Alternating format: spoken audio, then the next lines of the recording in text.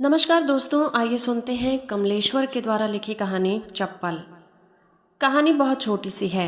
मुझे all India medical institute की 7वीं मंजिल पर जाना था। आईसीयू में गाड़ी पार्क करके चला तो मन बहुत ही दार्शनिक हो उठा। कितना दुख और कष्ट है। लगातार एक लड़ाई मृत्यु से चल रही है और उसके दुख और कष्ट को सहते हुए लोग सब एक से हैं।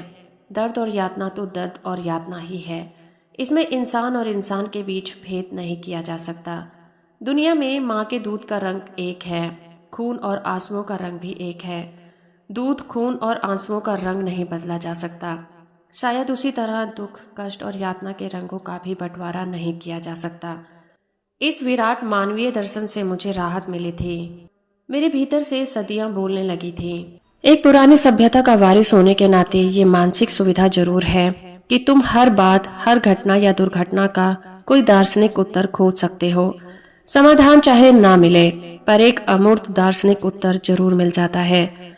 और फिर पुरानी सभ्यताओं की ये खूबी भी है कि उनकी परंपरा से चली आती संतानों को एक आत्मा नाम की अमूर्त शक्ति भी मिल गई है। और सदियों पुरानी सभ्यता मनुष्य के क्षुद्र विकारों का शमन करती रहती है। एक दार्शनिक दृष्टि से जीवन की क्षण भंगुरता का एहसास कराते हुए सारी विषमताओं को समतल करती रहती हैं। मुझे अपने उस मित्र की बातें याद आई जिसने मुझे संध्या में संगीन ऑपरेशन की बात बताई थी और उसे देख आने की सलाह दी थी। उसी ने मुझे आईसीयू में संध्या के कैबिन का पता बताया था। 8वें फ्लोर पर ऑपरेशन थिएटर है और 7वें पर संध्या का आईसीयू। मेजर ऑपरेशन में संध्या की बड़ी आंत काटकर निकाल दी गई थी और अगले 48 घंटे क्रिटिकल थे। रास्ता इमरजेंसी वार्ड से जाता था। एक बेहद दर्द भरी चीख इमरजेंसी वार्ड से आ रही थी। वो दर्द भरी चीख तो दर्द भरी चीख ही थी और घायल मरीज असहाय तकलीफ से चीख रहा था। उस चीख से आत्मा दहल रही थी। दर्द की चीख और दर्द की चीख में क्या अंतर था? दूध, खून और आंसुओं के रंगों की तरह चीख की तकलीफ भी तो एक सी थी। उसमें विषमता कहाँ थी? मेरा वह मित्र जिसने मुझे संध्या को देख आने की फर्ज अदायगी के लिए भेजा था, वह भी इलाहाबाद का ही था। वह भी उसी सदियों पुरानी सभ्यता का वारिस था। ठेठ इलाहाबादी मौज में वह भी दार्शनिक की तरह बोला था, अपना क्या है, रिटायर होने के बाद गंगा किनारे एक झोपड़ी डाल लेंगे, 8-10 ताड़ के पेड़ लगा लेंगे, मछली मारने की तरह बंसी 2-4 मछलियां तो दोपहर तक हाथ आ ही जाएंगी। रात भर जो ताड़ी टपकेगी उसे फ्रिज में रख लेंगे। फ्रिज में और क्या, मॉडर्न साधु की तरह रहेंगे। मछलियां तलेंगे, खाएंगे और ताड़ी पिएंगे, और क्या चाहिए। पेंशन मिलती रहेगी और माया मोह क्यों पालेंगे तो प्राण अटके रहेंगे। ताड़ी और मछली बस। आत्मा ताड़ी पीकर मछली खाके आराम से महाप्रस्थान करे। न कोई दुख, न कोई कष्ट। लेकिन तुम जाके संध्या को देख जरूर आना, वो क्रिटिकल है। मेरा मित्र अपने भविष्य के बारे में कितना निश्चिंत था, यह देखकर मुझे अच्छा लगा था। ये बात सोच सोचकर मुझे अभी तक अच्छा लग रहा था, सिवा उस चीख के जो इमरजेंसी वार्ड से अब तक आ रही थी और मुझे सता रही थी। इसीलिए लिफ्ट के आने में जो देरी लग रही थी वह मुझे खल रही थी। आखिर लिफ्ट आई। 7 मैंने कहा और संध्या के बारे में सोचने लगा। 2-3 वार्ड बॉय तीसरी और चौथी मंजिल पर उतर गए। 5वीं मंजिल पर लिफ्ट रुकी तो कुछ लोग ऊपर जाने के लिए इंतजार कर रहे थे। इन्हीं लोगों में था वो 5 साल का बच्चा, अस्पताल की धारीदार बहुत बड़ी सी कमीज पहने हुए। शायद उसका बाप, वह जरूर ही उसका बाप होगा, उसे गोद में उठाए हुए था।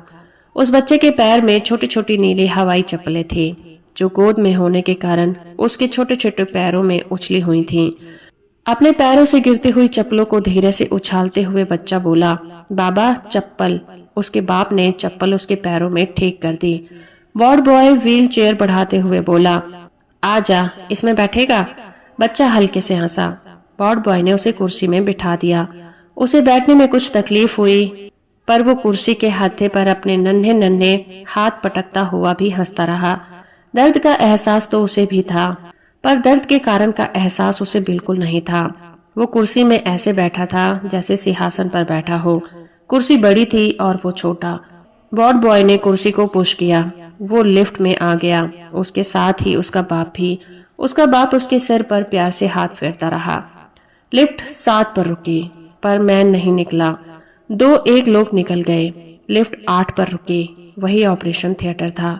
दरवाजा खुला तो एक नर्स जिसके हाथ में सब पर्चे थे उसे देखते हुए बोली, आ गया तू?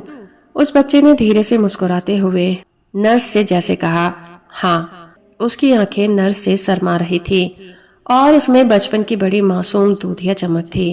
व्हील चेयर एक झटके के साथ लिफ्ट से बाहर गई। नर्स ने उसका कंधा हल्के से थपका। बाबा, चप्पल। वो तभी बोला, मेरी चप्पल। उसकी एक चप्पल लिफ्ट में गिर गई थी। उसके बाप ने वो चप्पल भी उसे पहना दी।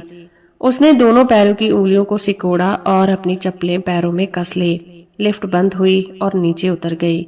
वार्ड बॉय बच्चे की कुर्सी को पुश करता हुआ ऑपरेशन थिएटर वाले बरामदे में मुड़ गया। नर्स उसके साथ ही चली गई। उसका बाप धीरे धीरे उन्हीं के पीछे चला गया। तब मुझे याद आया कि मुझे तो 7वीं मंजिल पर जाना था। संध्या वहीं थी। मैं सीढ़ियों से एक मंजिल उतर गया। संध्या के डॉक्टर पति ने मुझे पहचाना और आगे बढ़कर मुझसे हाथ मिलाया। हाथ की पकड़ में मायूसी और लाचारी थी। कुछ पल खामोशी रही। फिर मैंने कहा, मैं कल ही वापस आया, तभी पता चला।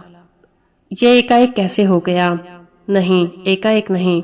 ब्लीडिंग तो पहले ही हुई थी, पर तब कंट्रोल कर ली गई थी। 15 दिनों बाद फिर होने लगी एक्सेसिव ब्लीडिंग। 4 घंटे ऑपरेशन में लगे। And you know, we doctors are worse patient.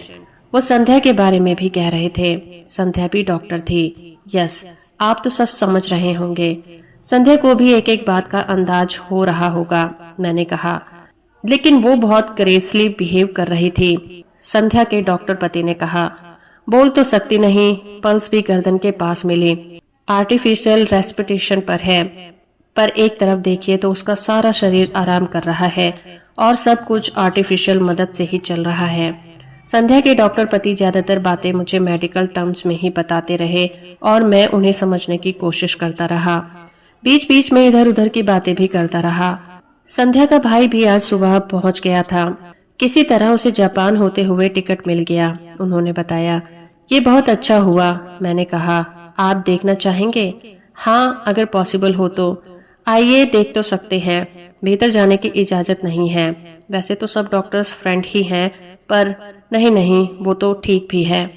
वो बोल भी नहीं सकती। वैसे आज कॉन्शस है, कुछ कहना होता है तो लिख के बता देती है, उन्होंने कहा और एक कैबिन के सामने रुककर इशारा किया। मैंने शीशे की दीवार से संध्या को देखा। वह पहचान में ही नहीं आई। 2 डॉक्टर और नर्स उसे अटेंड कर रहे थे और फिर इतनी नालियां और मशीनें थीं कि उनके बीच संध्या को पहचानना मुश्किल भी था। संध्या होश में थी, डॉक्टर को देख रही थी। डॉक्टर उसका एक हाथ सहलाते हुए उसे कुछ बता रहा था। मैंने संध्या को इस हाल में देखा तो मन उदास हो गया। वो कितनी लाचार थी। बीमारी और समय के सामने आदमी लाचार होता है, कुछ कर नहीं पाता। मैंने मन ही मन संध्या के लिए प्रार्थना की। किससे की यह नहीं मालूम। ऐसी जगहों पर आकर भगवान पर ध्यान जाता भी है और किसी के शुभ के लिए उसके अस्तित्व को स्वीकार कर लेने में अपना कुछ जाता भी नहीं है, सिवा प्रार्थना और कुछ शब्दों के। हम आईसीयू से हटकर फिर बरामदे में आ गए। वहां बैठने के लिए कोई जगह नहीं थी। बरामदे बैठने के लिए बनाए भी नहीं गए थे। संध्या या डॉक्टर की बहन नीचे चादर बिछाई बैठी थी। डॉक्टर के कुछ दोस्त एक गुच्छे में खड़े थे। अभी तो बाद में एक ऑपरेशन और होगा, संध्या के डॉक्टर पति ने बताया। तब छोटी आंत को सिस्टम से जोड़ा जाएगा। खैर, पहले तो स्टेबलाइज करें, फिर रिकवरी का सवाल है। इसमें भी करीब 3 महीने लग जाएंगे। उसके बाद मैं सोचता हूँ उसे अमेरिका ले जाऊंगा, ये ठीक रहेगा। इसके बाद हम फिर इधर उधर की बातें करते रहे। मैं संध्या की संगीन हालत से उसका ध्यान भी हटाना चाहता था। इसके सिवा मैं और कर भी क्या सकता था। और डॉक्टर के सामने यूं खामोश खड़े रहना अच्छा भी नहीं लग रहा था, ये जताते हुए कि अस्पताल वालों से छुपाकर मैं सिगरेट पीना चाहता हूँ।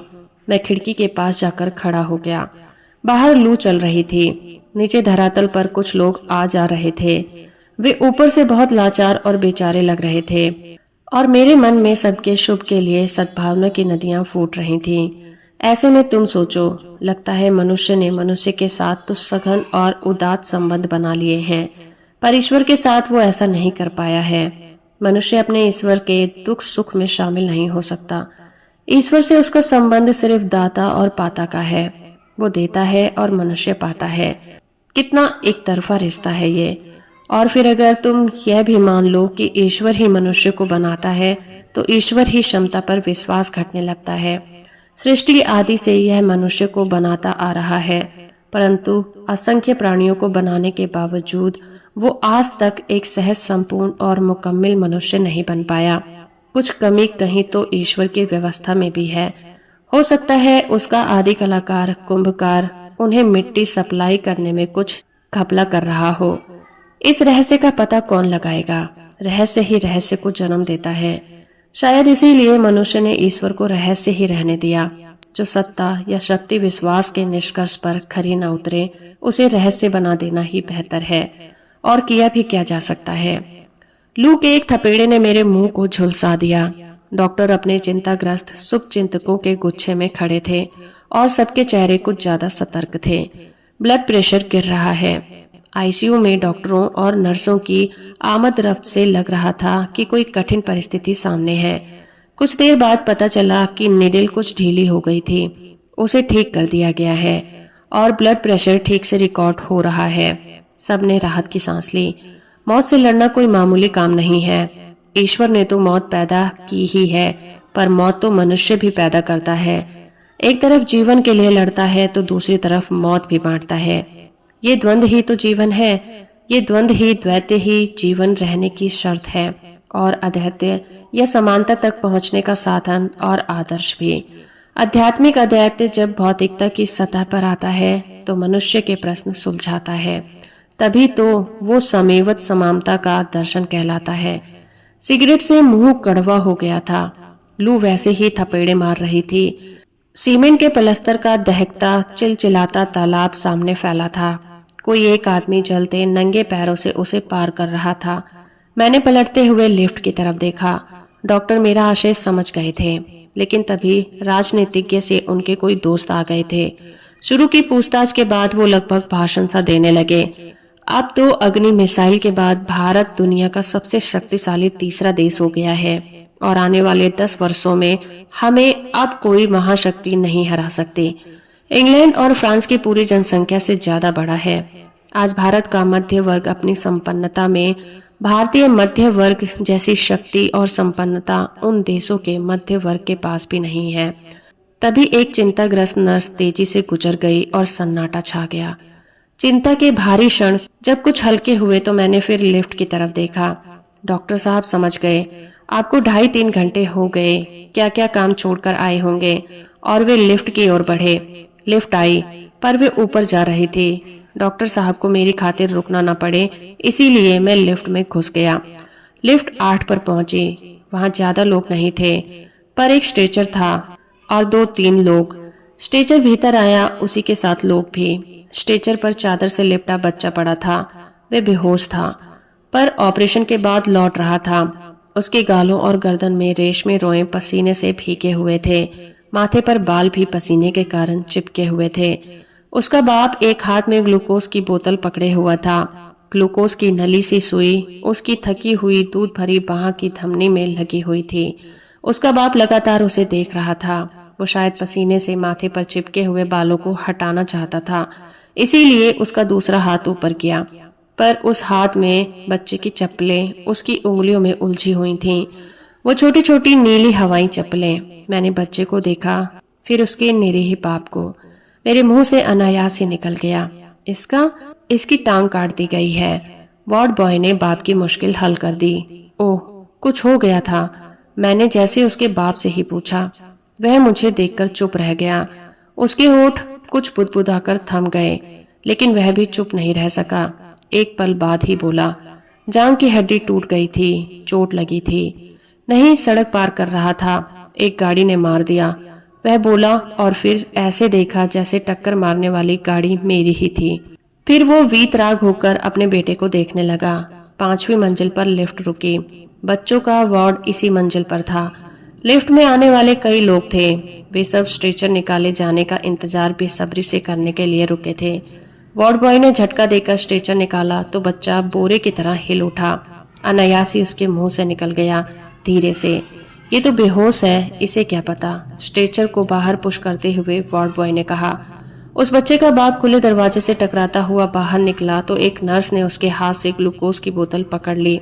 लिफ्ट के बाहर पहुंचते ही उसके बाप ने उसकी दोनों नीली हवाई चप्पलें वहीं कोने में फेंक दी। फिर कुछ सोचकर कि शायद उसका बेटा होश में आते ही चप्पलें मांगेगा, तो उसने पहले एक चप्पल उठाई, फिर दूसरी भी उठा ली और स्ट्रेचर के पीछे पीछे वार्ड की तरफ जाने लगा। मुझे नहीं मालूम कि उसका बेटा जब होश में आएगा तो क्या मांगेगा, चप्पल मांगेगा या चप्पलों को देखकर अपना पैर मांगेगा। बेसब्री से इंतजार करते लोग लिफ्ट में आ गए थे। लिफ्टमैन ने बटन दबाया, दरवाजा बंद हुआ और वह लोहे का बंद कमरा नीचे उतरने लगा। तो दोस्तों, अभी आप सुन रहे थे कमलेश्वर के द्वारा लिखी कहानी चप्पल। उम्मीद करती हूँ ये कहानी और मेरा प्रयास आपको अच्छा लगा होगा। वीडियो को लाइक और चैनल को सब्सक्राइब करना बिल्कुल मत भूलिएगा।